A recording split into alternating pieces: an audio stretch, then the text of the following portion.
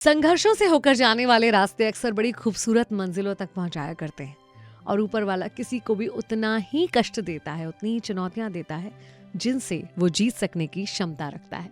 मैं हूं विनी आपके साथ और चलो आज कुछ अच्छा सुनाते हुए एक व्यक्ति की कहानी जो अपनी लाइफ से निराश हो गया था, बस इसीलिए क्योंकि वो जितने प्रयत्न कर रहा था उतने उसको रिजल्ट्स नहीं मिल रहे थे और उसे लगता था कि नतीजों के लिए उसे बहुत ज़्यादा इंतजार करवा रहा है ईश्वर। बस अब नहीं जीना, अब नहीं रहना, ये सोच के आत्महत्या करने वाला था। तब दिल से ईश्वर को उसने याद किया और बोला, ईश्वर एक बार मुझसे बात करो।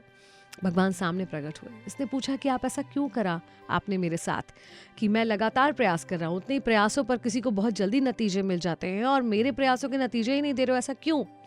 ईश्वर ने मुस्कुरा के कहा कि अपने आसपास नजर घुमाकर देखो, तुम्हें घास और बांस दोनों नजर आ रहे हैं? उसने देखा, हाँ, नीचे घास थी और ऊंचा बांस भी था।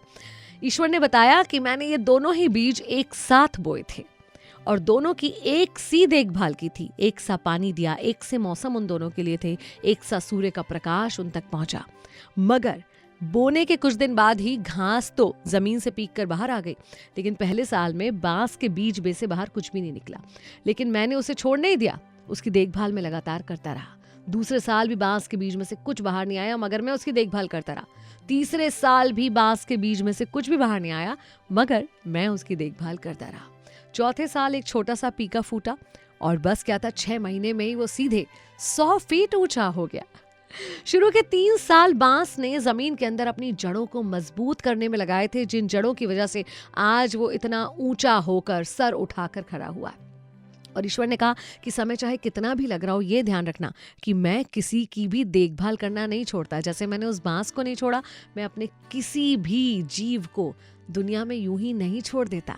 आपको ये लग सकता है कि आपको समय लग रहा है, लेकिन जो समय आप खुद को तैयार करने में देते हैं ना, तो वो समय आपके ही काम आता है। ईश्वर ने साथ में भी बोला कि मैं किसी को भी उतनी ही चुनौतियां देता हूं जिससे वो जीत सकने की, जिससे आगे बढ़ने की वो क्षमता रखते हैं। तो अगर आपको लग रहा है कि लाइफ में बहुत सारे कष्ट हैं, तो ये समझ लीजिए कि ईश्वर ने आपको चुना है, क्योंकि आप उन क्षमताओं के साथ इस दुनिया में आए हैं कि आप उन कष्टों को मात दे सकते हैं, उनसे आगे निकल सकते हैं और कष्ट से आगे बढ़कर एक बांस की तरह ऊंचे उठकर खड़े हो सकते हैं।